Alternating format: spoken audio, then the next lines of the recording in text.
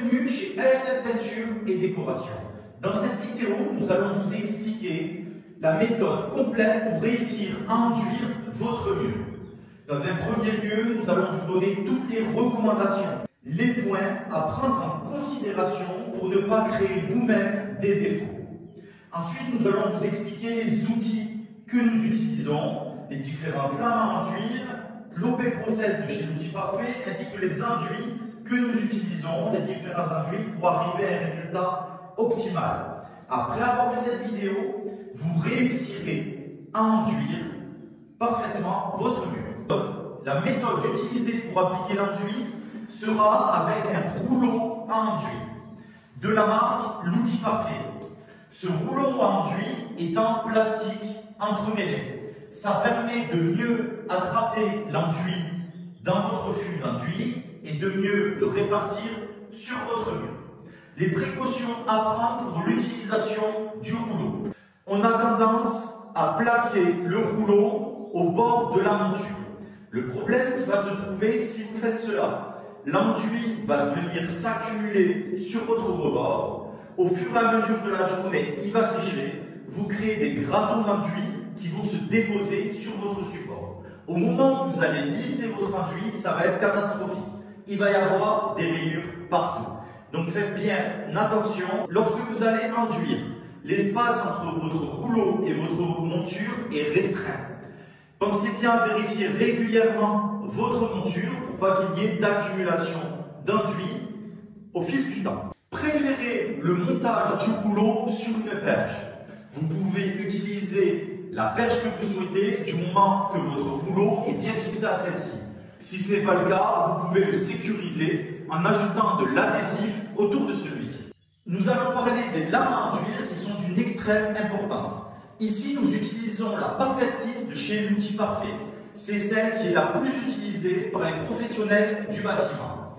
Elles ont une lame souple, d'où la couleur rouge, et avec une taille comprise entre 45 et 60 cm. Ma recommandation est d'utiliser une lame de 60-65 cm pour les grandes surfaces. Vous pouvez aussi utiliser des lames plus petites qui seront adaptées pour les hauts de porte et les hauts de fenêtre, ainsi que les tours de fenêtre. Vous aurez une meilleure maniabilité.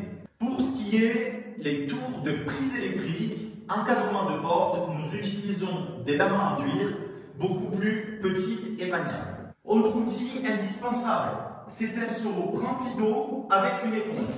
Vous devrez nettoyer régulièrement vos lames à enduire ainsi que la monture de votre rouleau. Pour faciliter le travail, nous utilisons la servante OP Process de chez l'outil parfait. Nous allons maintenant passer à l'application de l'enduit sur le mur avec le rouleau l'outil parfait. Comme vous pouvez le voir, nous conservons bien l'espace comme mentionné précédemment. Vous roulez sur le rebord de votre fût, puis vous appuyez de façon assez importante afin de récupérer l'enduit. Ce n'est pas de la peinture.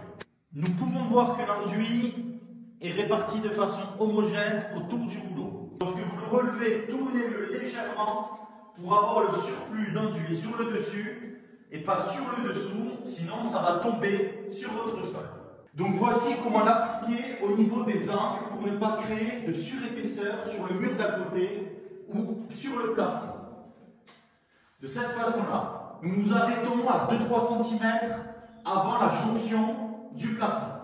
Puis nous redescendons à la moitié pour répartir de façon uniforme l'enduit. Puis nous garderons un retrait avec le mur adjacent de 2 à 3 cm aussi. Nous travaillons légèrement l'enduit pour l'uniformiser. Comme vous pouvez le voir, le grain est uniforme. C'est la taille du grain qui détermine l'épaisseur d'enduit sur votre support. Plus le grain est épais, plus il y a de charge d'enduit sur votre mur.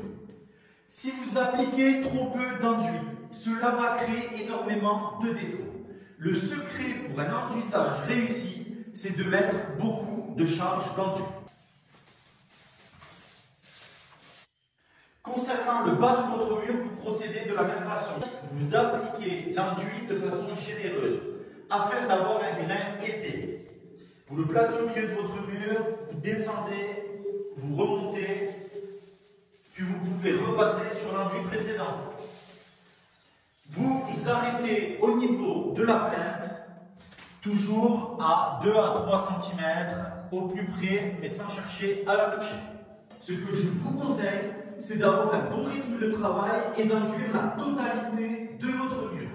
Je vous expliquerai tout au moment du lissage. Très facilement, je vais pouvoir déplacer la servante avec l'intégralité de mes outils et le flux d'enduit sans me faire mal au dos ou me fatiguer. Et voilà, le tour est joué. Nous allons maintenant passer au lissage du mur avec la parfaite lisse de 60 cm de chez L'Outil Parfait. Pour cela, je vous conseille d'humidifier légèrement la lave. Cela va apporter une meilleure glisse. Ne la trempez pas non plus, il ne faut pas qu'il y ait des gouttes d'eau qui tombent, mais uniquement l'humidifier de part et d'autre suffira. Pour le lissage, nous allons lisser de façon verticale. Comme le grain de l'enduit est vertical, le lissage sera optimisé. Si nous lissons, comme dans certaines vidéos, directement dans sa largeur, nous allons en réalité fermer le dessus du grain juste sur la couche supérieure. Voilà le process que nous allons utiliser.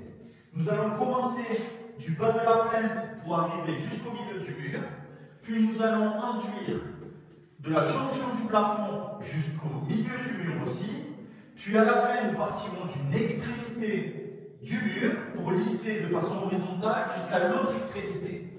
De cette façon-là, nous allons limiter les reprises d'enduit. Voilà les problèmes que vous allez rencontrer. Vous pouvez voir ici qu'il y a des maigreurs. L'enduit a été déposé de façon trop peu généreuse. Puis l'enduit a déjà trop tiré, a été absorbé par le support.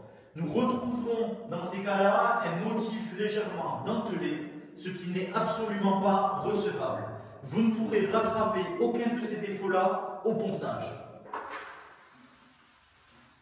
Je viens de passer un lissage. Nous pouvons voir que je préserve l'enduit sur la lame.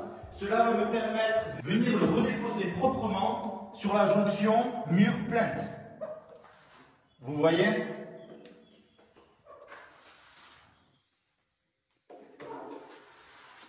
Ainsi, il n'y a aucune surépaisseur sur la plainte. Nous pouvons voir aussi que l'enduit sur le mur est parfaitement lissé car il a la bonne charge d'enduit et il n'a pas eu le temps de tirer, contrairement au mur précédent. Nous nettoyons ensuite la lame à enduire, puis nous répétons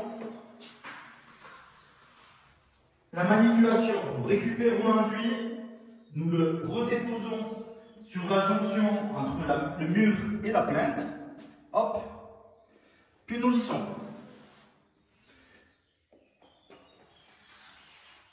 La jonction est parfaite, le mur est parfaitement lisse.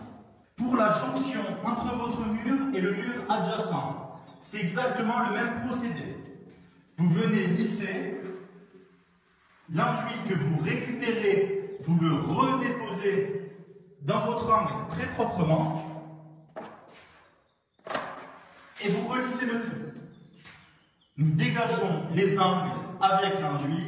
Nous allons reproduire le même procédé avec la jonction plafond-mur. Nous positionnons notre lame à enduire, nous lissons l'enduit. L'enduit que nous récupérons, nous le redéposons proprement et précisément à la jonction entre le mur et le plafond.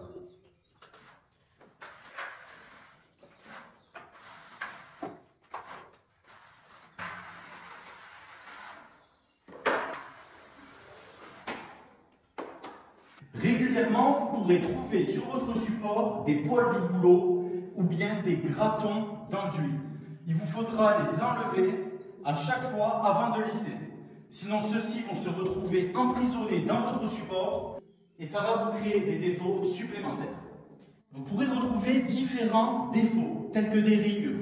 Ces défauts-là ne sont pas acceptables, car vous ne pourrez pas les rattraper au ponçage. Cependant, vous avez aussi différents défauts, comme en dessous, qui sont des défauts d'aspérité en surépaisseur. Ceux-ci sont tolérés, bien que normalement il ne faudrait pas qu'ils soient existants, mais vous pourrez toujours les rattraper au moment du ponçage. L'application de l'enduit est maintenant terminée. Le mur est parfaitement lisse, les angles sont parfaitement bien exécutés. Maintenant, pour continuer l'enduisage de votre pièce, nous vous conseillons d'enduire le mur opposé et non pas le mur adjacent. Ainsi, lorsque vous ferez les murs adjacents, vous pourrez travailler vos angles du support qui est sec. Il sera alors net, droit et précis.